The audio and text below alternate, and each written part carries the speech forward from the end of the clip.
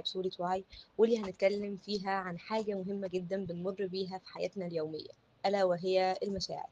هنتعرف على مشاعرنا وازاي نتعامل معاها، وازاي نقدر ان احنا نرتب الفوضى اللي بتكون جوانا علشان ما تأثرش علينا، سواء على نفسيتنا او على افكارنا وشغلنا او على يومنا. طبيعي ان احنا لما بنمر بمواقف ممكن شخص ما ياخدش باله خالص ان هو متأثر بالموقف ده، بس يبقى مثلا انا اول ما صحيت كنت شغالة على مشروع وفجأة لقيت ان المشروع بتاعي فشل او اتحذف من عندي، او كنت مقدمة في شركة واترفض. ايا كان انا كنت شغاله على ايه، فطبيعي ان انا هحس بمشاعر زعل وان انا متضايقه للي حصل. بس ممكن شخص يبقى بالنسبه له هو زعل وبعديها بدأ ان هو يتعامل في يومه عادي وفاكر ان هو خلاص هو تخطى الموضوع، لكن هي الموضوع اتخزن جواه داخليا فبقى عنده مشاعر سلبيه هو مش عارف يعبر عنها. المشاعر دي ممكن تأثر عليه جدا في يومه، يبقى عصبي طول اليوم وهو مش عارف السبب، يبقى مش طايق ان هو يكلم حد ولا يتعامل مع حد وهو برضه مش عارف السبب. هو بالنسبه له ان هو تجاوز الموقف اللي حصل، خلاص هو قدر الله ما شاء فعل وخلاص، يعني ان شاء الله هشتغل على الموضوع من اول وجديد واكمله. هو بالنسبه له شايف ان هو تخطى، هو اتضايق شويه بس تخطى الموضوع، بالعكس هو ما تخطاهوش، هو الموضوع اتخزن داخليا جواه وهو مش عارف ده، فتلقائيا بيظهر عليه في تعاملاته، في شغله، في افكاره. ممكن طول اليوم تبقى افكاره كلها سلبيه، اللي هو انا مش عايزه اعمل حاجه، ما عنديش طاقه لحاجه، انا مش هنجح في حاجه. تبقى كل افكاره يعني كلها سلبيه، فوضويه كمان، ممكن ميبقاش عارف هو حاسس بايه بالظبط، اللي هو طب انا متضايق ان انا خسرت الفرصه دي، ولا انا بالنسبه لي الموضوع عادي وهقدر اكسب فرصه جديده، ولا انا بالنسبه لي ان انا شخص فاشل مش هينفع انجح في حاجه. بتبقى في كميه فوضى وافكار فوضويه جوانا وجوه مشاعرنا، مش بنبقى فاهمينها ولا عارفين ان احنا نتخطاها او حتى ان احنا نعبر عنها. فان شاء الله مع بعض النهارده هنخوض رحله مميزه، وهي ان احنا نكون عارفين ومدركين مشاعرنا واحساسنا وازاي نتعامل معاه. اول حاجه هنعرفها في محاضره النهارده هي يعني ايه مشاعر. المشاعر دي هي الاحساس اللي احنا بنحسه من جوانا، احنا مبسوطين زعلانين. انا لما امر بموقف مفرحني واقول ان انا مبسوطه وفرحانه جدا النهارده، فهي دي مشاعري. مشاعري النهارده او مشاعري في الوقت ده ان انا مبسوطه وفرحانه. لو مريت بموقف العكس وكان مضايقني فانا هحس ان انا متضايقه وحزينه، فدي مشاعري ان انا في الوقت ده متضايقه وحزينه. المشاعر دي بتأثر على مزاجنا، على تصرفاتنا، وعلى يومنا وأفكارنا وشغلنا، بتأثر على كل حاجة في حياتنا.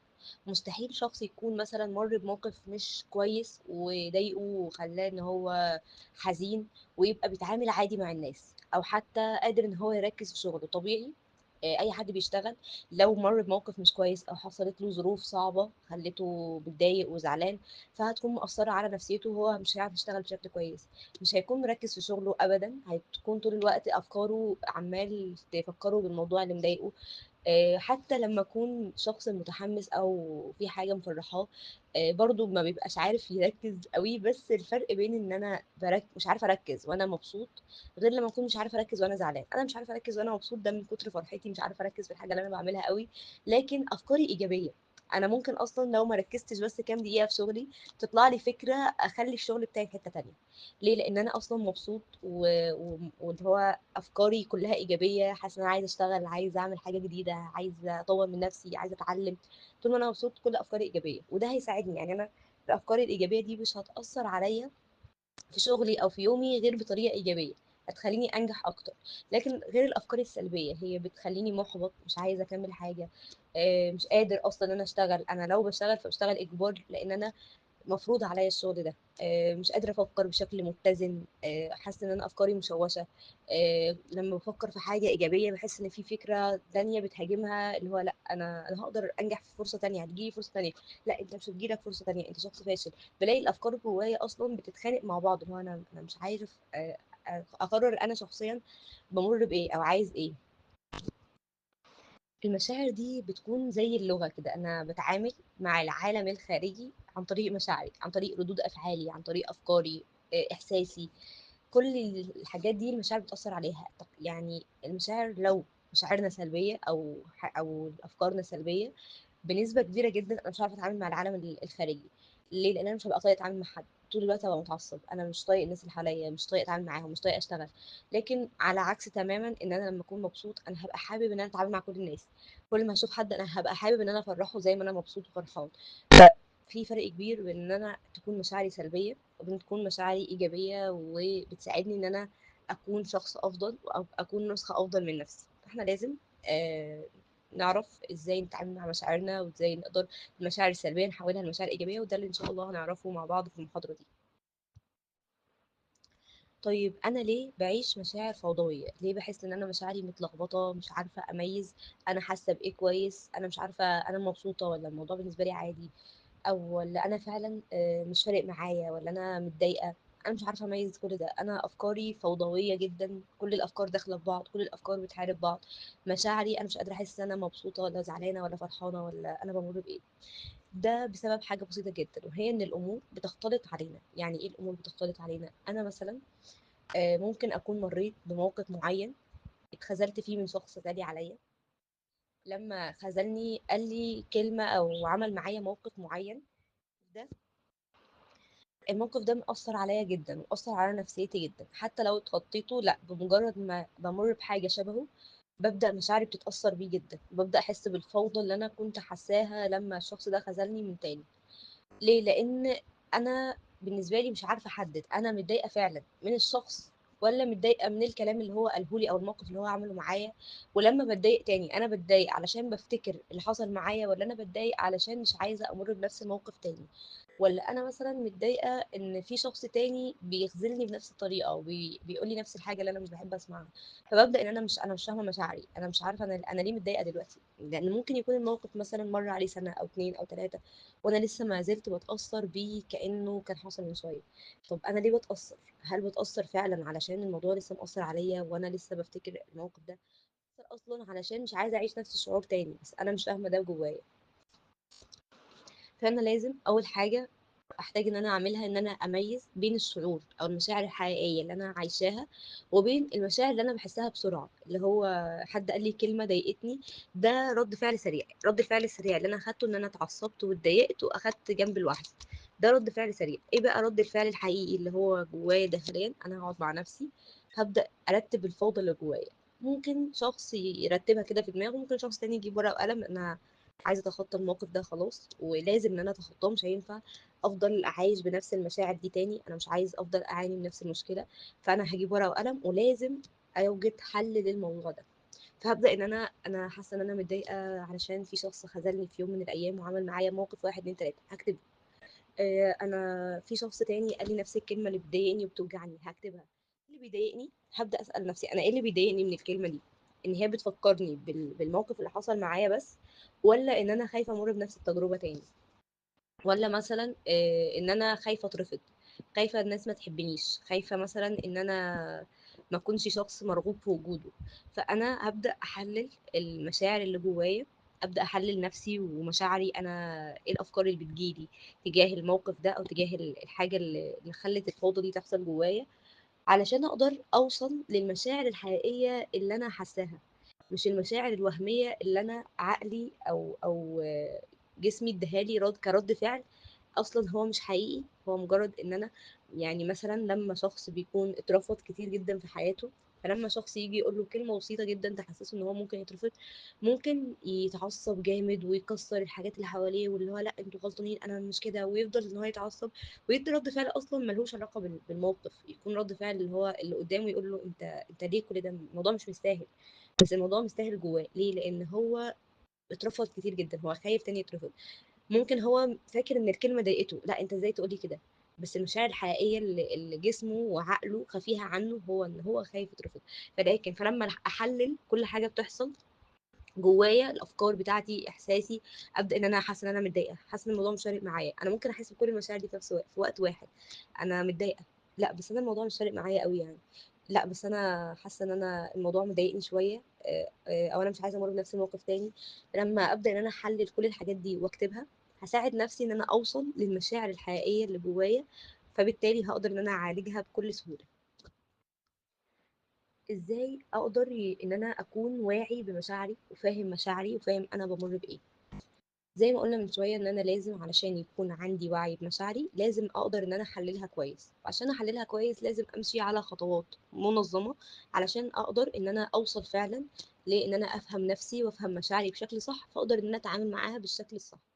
مثلا اول حاجة ان انا مريت بموقف ضايقني وزعلني، لازم طبعا ادي لنفسي فرصتي ووقتي في الزعل. مش لازم اول ما ازعل احلل مشاعري، انا مستحيل اقدر ان انا اعمل كده. ليه؟ لان انا مشاعري مسيطره عليا في الوقت ده. انا دلوقتي متضايقه، فانا مشاعر الزعل والغضب متملكاني. فلازم بعد ما اهدى شويه وابدا ان انا اشوف انا بمر بايه. مثلا ولنفترض انا مريت بموقف، وبعد الموقف ده انا خدت وقتي في الزعل وخلاص، وبعد الموقف ده بدأت ان انا تصرفاتي تتغير. لقيت ان انا مش حابة ان انا اتعامل مع حد، مش عنديش طاقة ان انا اعمل حاجة ولا اكمل اليوم. مثلا بقيت حاسة ان انا متعصبة شوية وبتعامل مع كل حاجة بحساسية جامد قوي. فانا ببقى ابدأ هنا اشوف انا لاحظت كده على نفسي التغيرات والتأثير من الموقف ده عليا. هبدأ ان انا اشوف انا اصلا ممكن ما اكونش واخده بالي ان انا متأثرة بسبب اللي حصل او الموقف ده بالذات. فابدأ ان انا اراجع يومي. اول حاجة هعملها ان انا اراجع اليوم بتاعي. انا صحيت، لما صحيت كنت متضايقة ولا كان بالنسبة لي اليوم يوم جديد بقى ومبسوطة وعادي وعندي شغف؟ كنت صاحية ان انا عندي شغف ومبسوطة. طب ايه اللي حصل معايا في يومي؟ ابدأ اراجع اليوم بتاعي لحد ما اوصل للموقف اللي هو انا حصل معايا موقف النهارده ضايقني، وبعد ما اتضايقت وزعلت شويه، بس انا الموضوع مش فارق معايا، يعني انا زعلت شويه وخلاص الموضوع انتهى. خلاص انا اول ما هاجي عند النقطه دي انا هقف عندها. ستوب هنا. ده الموقف اللي مأثر عليا. انا كنت صاحيه يومي ماشي كويس وطبيعي وعندي شغف وعماله اشتغل وعماله اعمل واعمل واعمل. اول ما الموقف ده حصل انا خدت وقتي في الزعل، بالنسبه لي الموضوع انتهى وانا قادره اكمل تاني. لكن الحقيقه ان الموقف ده سيطر على مشاعري ومخليني مش عارفه اكمل. فخلاص دي اول نقطه. طيب انا حطيت دايره على الموقف اللي انا مريت بيه. اجي بعد كده اشوف هو انا الموقف ده زعلني ليه؟ علشان ما كنتش اتوقع انه يحصل من فلانة، ولا علشان ما كنتش اتوقع ان يتقال لي الكلام ده، ولا مثلا علشان انا ما كنتش حابه يحصل معايا حاجه زي كده. ابدا ان انا اسال نفسي ايه اللي انا حاساه، انا حاسه بايه.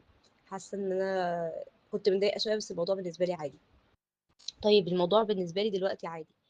كنت متضايقه. كنت متضايقه ليه؟ ببدا ان انا لو انا لقيت ان انا برد على نفسي وبلاقي بقول اجابتي ان انا الموضوع مش فارق معايا، فلا، انا هرجع للموضوع واشوف انا لما كنت زعلانه زعلت ليه. لازم اوصل، يعني انا مشاعري ان انا مش فارق معايا دلوقتي دي مشاعر، يعني زي ما بنقول هي مغلفه بمشاعر وهميه. المشاعر الحقيقيه انا مكتومه جوايا. يعني انا ممكن امر بموقف وما ما يفرقش معايا وما ازعلش اساسا واكمل يومي بكل انبساط عادي، واجي بعد فتره كبيره موقف تاني تافه جدا يأثر عليا ويخليني انفجر، اللي هو كل المشاعر السلبيه اللي جوايا خلاص مش قادره ان انا اكتمها تاني. ليه؟ لان انا براكم المواقف فوق بعض. انا بقدر ان انا اتجاوز الموقف في وقته، بس انا ببني تراكمات داخليه جوايا بتاثر عليا في المستقبل. فانا لا، عشان ما تاثرش في المستقبل واقدر ان انا اتعامل مع الموضوع بشكل مريح، وابدا ان انا نفسيتي تكون مرتاحه وكويسه، هبدا ان انا احلل كل حاجه. لازم اوصل لنتيجه. هفضل اسال نفسي اسئله لحد ما اوصل للاجابه اللي كانت مخفيه جوايا وانا شخصيا مش عارفه اوصل ليها. انا بتعامل مع نفسي كاني شخص تاني، كأن شخص تاني قاعد قدامي وانا بسأله انت ايه اللي مضايقك. انا زي ما اقدر ان انا اقدم نصايح مثلا لاصحابي لما يكونوا متضايقين او يمروا بموقف صعب، انا هقدر اقدم نفس النصايح لنفسي. اتعامل معاها كانها واحده صاحبتي. يعني اتعامل مع نفسي كأن انا شخص وهي شخص تاني، وابدا اسالها انت ليه زعلانه، انت ليه متضايقه من الموقف ده. عادي، محدش مثلا لو كان موقف خذلان فمحدش يستاهل ان انت تزعلي بالطريقه دي. محدش يستاهل ان انت تضيعي حياتك ويومك وتاخدي مجهودك وتهدري طاقتك ومجهودك كله علشان موقف زي ده. فابدا ان انا احفز نفسي. انا لما اعمل كده اولا هكتشف مشاعري، هقدر ان انا افهم نفسي، هقدر ان انا اواسي نفسي، محتاجش ان حد يعمل لي كده. انا قادره ان انا اتعامل مع نفسي واتفاهم معاها وافهم مالها، وافهم كمان ايه المشاعر اللي انا بمر بيها وافهم نفسي اكتر. كل الحاجات دي هتساعدني بس لو انا قدرت ان انا اتعامل مع نفسي بشكل صح. كمان فكرة ان انا اسأل نفسي انا حاسة بايه او ايه افكاري وارتبها وابدأ ان انا اتعامل معاها واشوف اذا كان الموقف اللي مضايقني ده مضايقني عشان الموقف حصل معايا دلوقتي، ولا علشان كان موقف حاصل معايا في الماضي والموضوع متراكم داخليا عندي، ولا ايه. الاهم من كده كمان او اللي هيساعدني اكتر في ان انا اقدر ان انا اعمل كده، هي ان انا افهم نفسي بشكل صح.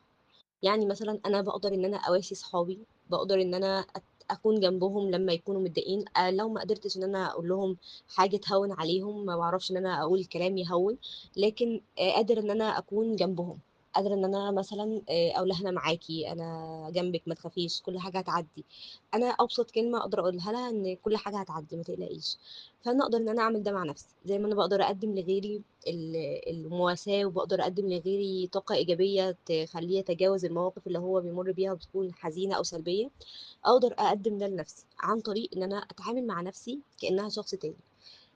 مثلا أنا شخص ممكن أعمل لنفسي، يعني أنا مثلا أوقات لما بحس إن أنا الموضوع فوضوي قوي جوايا، بتعامل مع نفسي كأنها شخص تاني، بعمل لها اسم مختلف وبتكلم معاها كأنها صاحبتي. اللي هو انت حاسه بايه، انت مثلا ايه اللي مضايقك. بفضل ان انا اتكلم معاها عادي جدا بكل بساطه، اللي هو افهم نفسي، اتعامل معاها، اسالها. ممكن اسال نفسي انت عامله ايه النهارده، انت كويسه، كان في موقف مضايقك امبارح لسه مأثر عليكي. يعني بتعامل معاها كأنها فعلا شخص تاني. انت طيب ايه المواقف اللي بتضايقك، ايه المواقف اللي ممكن تخليكي متأثرة وتأثر على نفسيتك لفترة طويلة جدا. انت في حاجه حصلت معاكي من فتره ومأثره عليكي. ببدا ان انا اتعامل مع نفسي فعلا كانها واحده صاحبتي، زي ما انا بطمن على صحابي. مثلا وابعت لصاحبتي اقول لها انت اخبارك ايه دلوقتي، كان في موقف مريتي بيه من فتره، ايه اخبارك دلوقتي، قدرتي ان انت تتخطيه. هقدر ان انا اعمل ده مع نفسي. ممكن موقف بسيط جدا يعدي عليا انا ما اتأثرتش بيه، بس انا لازم ارجع اسال نفسي. لان ممكن انا الموقف مشاعري تكون خدعتني وبينت لي ان انا ما اتأثرتش بالموقف، لكنه من جوايا انا متأثره بيه جدا، ومع اقرب فرصه انا هنفجر. ليه؟ لأن ممكن مثلا تكون الموقف تافه جدا، بس في ناس بتكون مشاعرهم حساسة قوي، عندهم حساسية مفرطة، ان هم بيتأثروا بأقل حاجة ممكن تحصل معاهم. يعني لو لدرجة ان لو واحدة مثلا قالت لصاحبتها لون الطرحه ده مش حلو عليكي، مثلا ابسط حاجه جدا، هي عادي بتقول رايها، بس ممكن الشخص التاني او الطرف التاني يتاثر بالكلمه دي بطريقه كبيره. هو في الموقف هيبقى شايف ان هو عادي، هي بتقول رايها وتبدا تقول لها طب ليه، طيب ايه اللون اللي ممكن يكون لايق عليا. عادي بكل بساطه هي بتتعامل مع الموقف بكل بساطه، لكن بعدها بفتره تحس ان هي متاثره لدرجه ان هي مش قادره تلبس الطرحه دي تاني، مش قادره تلبس اي حاجه بنفس اللون تاني، مش قادره ان هي تستخدم اي حاجه بنفس اللون، لان هي حاسه ان اللون مش لايق عليها، الناس مش هتحبها بيه، الناس هتكرهها بيه. تبدا مشاعرها تسيطر عليها، افكارها تسيطر عليها بقدر كبير جدا. علشان تتغلب على النقطه دي هي لازم تفهم نفسها، تقعد مع نفسها كده، وانتي اتضايقتي من الموقف ده، هل فعلا اللون مش حلو عليكي، بس انتي حباه، انتي حاولي تعملي اللي انتي حباه، حاولي مش عارفه ايه، تبداي تنصحي نفسك بالشكل اللي هو ايه، كانك بتتكلمي مع حد من صحابك بالظبط. ده هيساعدك جدا ان انت تفهمي نفسك، تقدري ان انت تواسي نفسك، ما تحتاجيش ان حد يواسيكي، او ان حد لسه بقى مستنيه الشخص اللي هيطبطب عليا، والشخص اللي هيقول لي كلام يشجعني، والشخص اللي هيكون داعم ليا. ولو ما لقيتش طبعا الشخص ده، احس ان انا لوحدي، احس ان انا ماليش حد. انا ممكن اعمل كده لنفسي، انا اقدر اقدم لنفسي اي حاجه انا محتاجاها بكل بساطه، بس عن طريق ان انا افهم نفسي، اقدر ان انا اتعامل معاها صح، ابقى انا متقبله التعامل مع نفسي. في ناس بتبقى مش متقبله ان هي تنصح نفسها. يعني انا مثلا لو اتعاملت مع نفسي كشخص تاني وبدات ان انا اقدم لها نصايح، ببقى افكاري السلبيه مسيطره عليا لدرجه ان انا مش قابله النصيحه من نفسي. انا لو فشلت في موقف وبقول لنفسي انت هتقدري تكملي، انا ذات نفسي بقول لنفسي لا، انت فاشله، مش هتقدري تكملي ولا هتقدري تعملي اي حاجه تانية ابدا. ده طبيعي هيأثر عليا جدا، هيأثر على مشاعري بالسلب. انا مش عارفه اتفاهم مع نفسي، فمستحيل لما شخص تاني يجي يواسيني ويقول لي لا انت هتقدري، انا مستحيل اسمع كلامه، مستحيل اتقبل نصيحته. حتى لو كان الموضوع اللي ظاهر ليا او المشاعر اللي ظاهره ليا هي ان انا متقبله النصيحه ومستوعباها وحاسه ان هي دي اللي انا محتاجاها فعلا، بس انا لما اجي هبص على النتيجه مش هلاقي اي نتيجه. ليه؟ لان انا ما عملتش حاجه، انا لسه حاسه بنفس مشاعر الفشل، لسه حاسه بنفس مشاعر الحزن. فانا لازم، اهم حاجه ان احنا نفهم نفسنا، نفهم مشاعرنا، نتكلم مع نفسنا كانهم صحابنا، علشان نقدر نتخطى ونتجاوز المواقف اللي احنا بنمر بيها بتكون سلبيه، بتكون بتاثر علينا وعلى حياتنا وعلى شغلنا. لا، احنا عايزين نفسيتنا تكون كويسه، حياتنا تكون بسيطه، ان احنا نكون مرتاحين نفسيا. ابسط حاجه لو انا مش مبسوطه في حياتي او بمر بمواقف صعبه كتير، بس على الاقل انا لو مرتاحه نفسيا ومتصالحه مع نفسي نفسيا، الموضوع هيبقى بسيط عليا، هقدر ان انا اتخطى اي موقف صعب بيمر عليا مهما كانت صعوبته، من اتفه حاجه لاكبر حاجه. من الحاجات المهمه كمان هي ان احنا ما نقللش من مشاعرنا ايا كانت، وما نسمحش لحد انه يقلل منها. ولو حصل وحد قلل من مشاعرنا، نحاول ان احنا نتجاهل كل كلامه. انا من وجهة نظري ان احنا مشاعرنا مهمة جدا، سواء انا كنت شخص حساس، كنت شخص عادي ما بالنسبه له المواقف بتمر عليه وقادر يتخطاها بكل سهوله، ايا كان شخصيتي ومشاعري ونوع مشاعري، اهم حاجه ان انا ما اسمحش لحد انه يقلل من مشاعري. انا لو في مثلا الحاجات اللي بنشوفها على النت مثلا الفترة فيديوهات ان واحده بتعيط وبتنهار علشان ضفيرها اتكسر، الموضوع يبان تافه وعبثي جدا، اللي هو ايه العبث ده، ما هو هيطول تاني، او ايه الحاجه التافهه اللي انت بتعيطي عليها. بس فعلا في ناس بتبقى نفسيا متاثره جدا بحاجه بسيطه زي دي، اللي هو اللي يبان للعالم الخارجي ان دي حاجه تافهه، بس هي فعلا مشاعرها متدمره. قد يكون ان لو لا قدر الله شخص مات في حياتها، هي ممكن ما تزعلش نفس الزعل ده، تتقبل الموضوع عادي لان ده قضاء وقدر، وهي اكيد مش هتقدر تعمل حاجه، لكن تبقى زعلانه على ضفيرها اكتر من اي حاجه تانية، شخصيه تافهه او كده. لكن هي مشاعرها متاثره بالموقف فعلا، فاحنا ما ينفعش نقلل من مشاعر حد، وما ينفعش ان احنا نقلل احنا نفسنا من مشاعرنا. ليه؟ لان طبيعي انا ممكن ابقى شخص يعني قوي وقادر ان هو يتحمل المواقف، بس هاجي عند لحظه هبقى مريت بمواقف صعبه كتير جدا، فادفع حاجه ممكن تخليني انهار.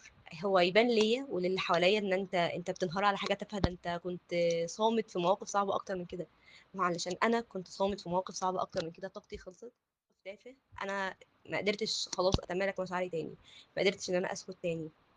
فلازم حاجة مهمة جدا يعني تخلوها في دماغكم طول الوقت، إن مشاعري مهمة، هتعامل معاها كأنها حاجة مهمة جدا، الموقف هتعامل معاه كأنه حاجة، مفيش حد في الدنيا ممكن يمر بنفس الموقف، محدش ممكن يحس بإحساسي حتى لو كان تافه جدا.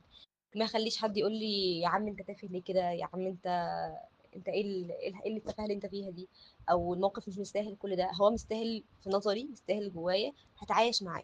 بس في نفس الوقت انا ما دام الحاجه بسيطه مش كبيره قوي، مش لازم افور برضو، يعني مش لازم اروح ادوش كل الناس اللي حواليا واصدعهم بحاجه تكون بسيطه او تافهه يعني بالنسبه لهم. بس هي مزعلاني، انا ممكن اشاركها مع الناس القريبه مني قوي اللي هتفهم المشاعر دي وهتفهم فعلا ان انا متضايقه، مش هتتريق عليا، مش هتسمعني كلام سلبي، مش هتخليني احس ان انا مش متقبليني او مش فاهميني، وابدا ان انا اقول محدش فاهمني انا لوحدي. لا، انا هبدا الحاجات اللي هي بتكون بسيطه او هقدر ان انا اتعامل معاها بكل سهوله. ابدا ان انا اشوف الناس المقربين مني قوي اللي اقدر اشاركهم الحاجه دي واشاركها معاهم. ممكن واحده صاحبتي او البيست فريند بتاعتي او حتى اختي او ايا كان، هبدا ان انا دي حد هيفهمني، هيفهم مشاعري التافهه البسيطه اللي انا بزعل عليها، ومش هتتريق عليا ومش هتحس ان انا بافور وان انا شخص تافه. هبدا ان انا اشاركها. غير كده ما اروحش ابقى مثلا زعلانه من حاجه في نظر الناس ما تستاهلش، وانا مراعيه مشاعري ومقدراها مش بقلل منها، واروح لشخص هو اصلا مستحيل يفهمني واقول له انت بتقلل من مشاعري، ما تقللش منها. ده مش صح. ليه؟ لان مش كل الناس هتفهم كل الحاجات اللي احنا بنمر بيها، او مش كل الناس هتستوعب ان احنا في حاجات تافهه ممكن تاثر على نفسيتنا اكتر من حاجات تكون كبيره. تمام، فخلينا متفقين على النقطه دي، لان انا بالنسبه لي هي مهمه جدا ان احنا نكون متصالحين مع نفسنا وما نقللش من اي مشاعر بنمر بيها ايا كانت هي ايه. طيب ايه هي الخطوات اللي انا هقدر امشي عليها علشان افهم مشاعري بطريقه صحيه واتعامل مع مشاعري بطريقه صحيه واقدر افهم نفسي وافهم مشاعري؟ هم 4 خطوات قلناهم او قلنا اغلبهم آه، من شويه، لكن هنقولهم تاني اجمالا علشان برضو ايه تكونوا عارفينهم بالترتيب. اول حاجه هي ان انا لازم اتقبل مشاعري، ودي لسه قايلينها من شويه، ان انا ما اسمحش لحد يقلل من مشاعري ولا انا شخصيا اقلل منها.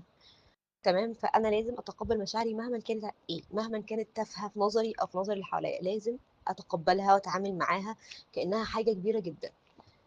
لازم كمان ان انا اعبر عن مشاعري، سواء ان انا اروح اتكلم مع حد انا بثق فيه كويس جدا، عارفه ان الشخص ده مش هيخذلني، مش هيجي مثلا بعد فتره ويعايرني بالحاجات اللي انا هقولها له. لان مشاعرنا السلبيه او الحاجات اللي بنمر بيها كمواقف سلبيه وبتكون مضايقانا بقى وبتأثر على نفسيتنا، في ناس بتشوف ان دي نقاط ضعفنا، اللي هو الشخص ده بيتضايق او بيخاف ان الناس تنتقده، فدي نقطة ضعفه، ممكن يجي في لحظة يستغلها ويفضل ينتقدني.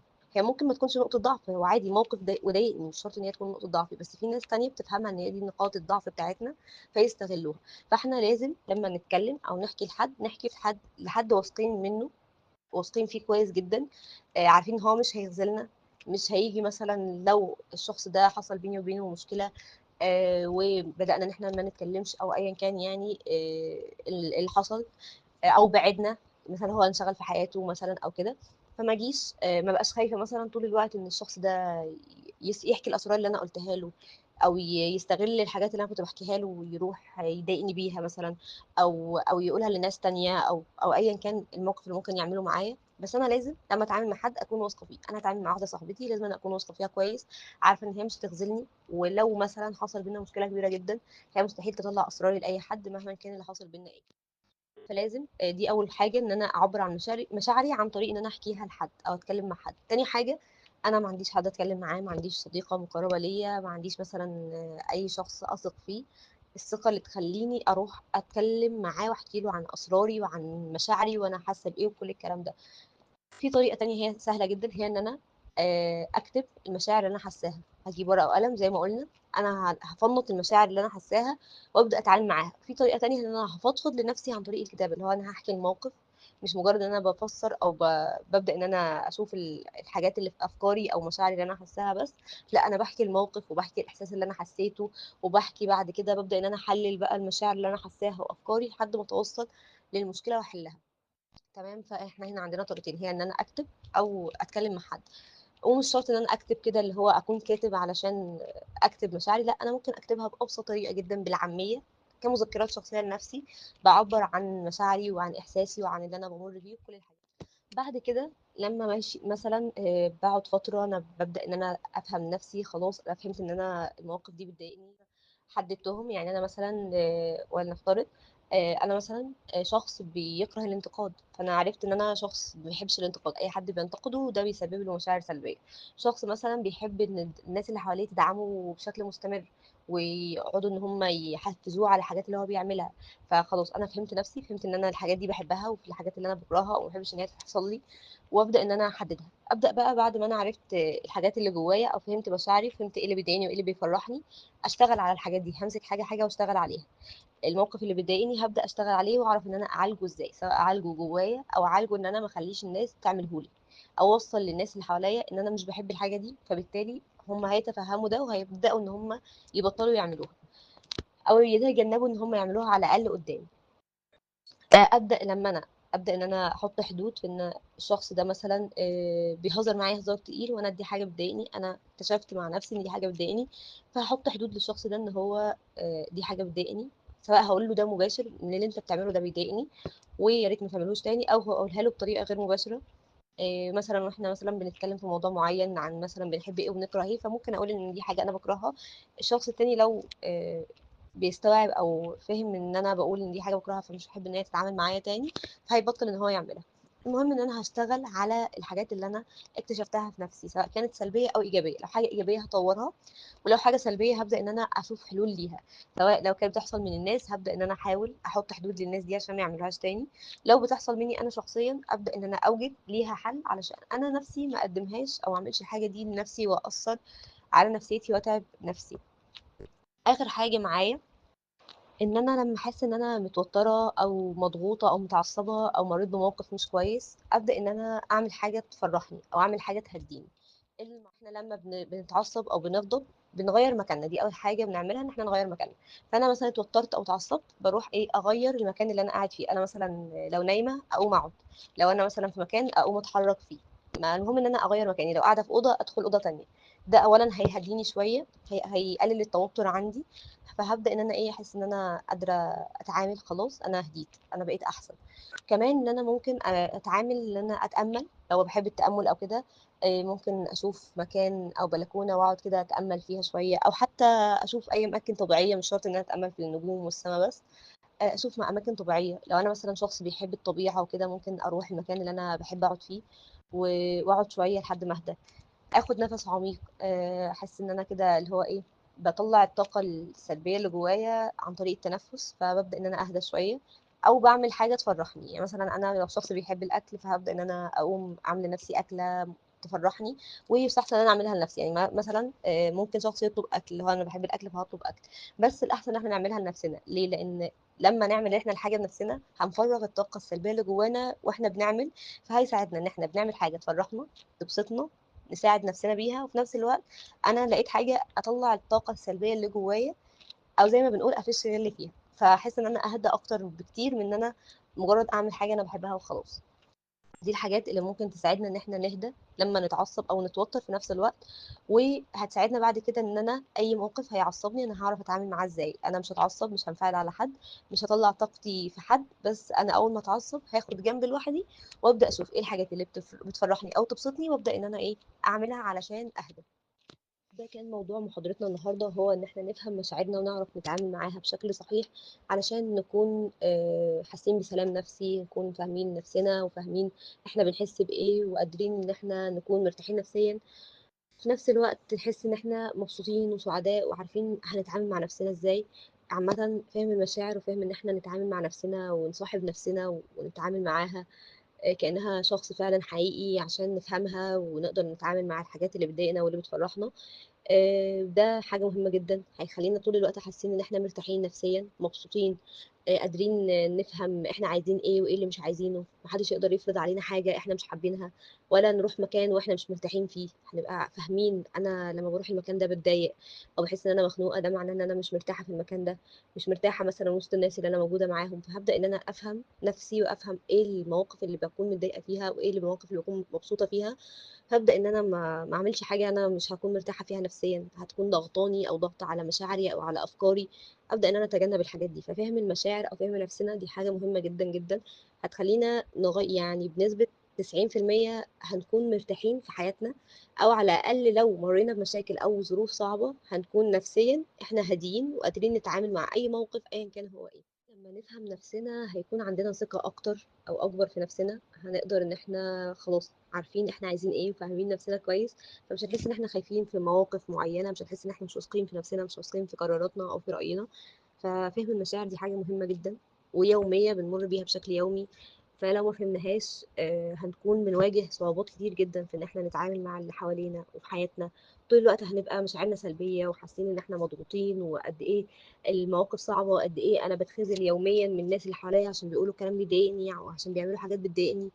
وأنا بابدأ إن أنا أعصابي بتكون طول الوقت مضغوطة وطول الوقت بافكّر وطول الوقت مخنوقة وطول الوقت متضايقة. لأ، أنا هاتجاوز كل ده لمّا أفهم نَفْسي وأعرف أنا عايزة إيه كويس ومشاعري بتوجّهني لإيه كويس. خلاص أنا هاتخطى كل المواقف دي، حتى لو مرّيت بيها مش هتفرق معايا، لإن أنا فهمت نَفْسي من جوّايا وقادرة أتعامل مع أي موقف بامُر بيه. لكم عليها في محاضرة النهارده وهي إنكم حاولوا كل يوم تتعلموا طريقة جديدة تعبّروا فيها عن مشاعركم. يعني مثلًا مرّة اتكلمنا مع حد، مرّة كتبنا، مرّة تانية اتكلمنا مع نفسنا حتى لو بصوت عالي. إحنا لو اتكلمت مع نفسك بصوت عالي أنت مش شخص مجنون يعني، عادي أنت بتحاول تفهم نفسك، هتقعد لوحدك وتتكلم مع نفسك سواء في دماغك أو بصوت عالي، وتشارك أفكارك ومشاعرك مع نفسك كإنك بتتكلم مع حد وبتفضفض له. ده برضه في حالة إنك ما عندكش حد تروح له أو تتكلم معاه. لما تتعلموا كل يوم طريقة جديدة للتعبير عن المشاعر ده هيسهل عليكم أكتر، هيخليكم لو مثلا النتيجة اللي كانت في الطريقة الأولى اللي انتوا استخدمتوها ما نجحتش، هتلاقوا ان انتوا عندكم طريقة تانية تقدروا تستخدموها ربما تنجح. مش كل الطرق ممكن تنجح مع كل الناس، يعني ممكن شخص يرتاح لما يتكلم، شخص تاني بيبقى حاسس ان هو الكتابة أقرب ليه من ان هو يتكلم مع حد، شخص تالت مثلا بيشوف ان هو لما يتكلم مع نفسه بصوت عالي الموضوع هيكون اريح نفسيا بالنسبه له. فكل شخص ليه الطريقة اللي ممكن تخليه يساعد نفسه ويقدر ان هو تجيب نتيجة معاه. فانتوا دوروا على الطريقة اللي تناسبكم واللي تديكم فعلا نتيجة إيجابية تخليكم تقدروا ان انتوا تساعدوا نفسكم وتتخطوا أي مشاعر سلبية بتمروا بيها. بتمنى تكون محاضرة النهاردة مفيدة وتكونوا قدرتوا ان انتوا تستفادوا منها، وان شاء الله تقدروا تتعاملوا مع مشاعركم وتفهموها بشكل كويس وتتخطوا المشاعر والأفكار السلبية اللي بتمروا بيها في حياتكم أو في يومكم. نتقابل إن شاء الله في محاضرة جديدة مع كبسولة وعي.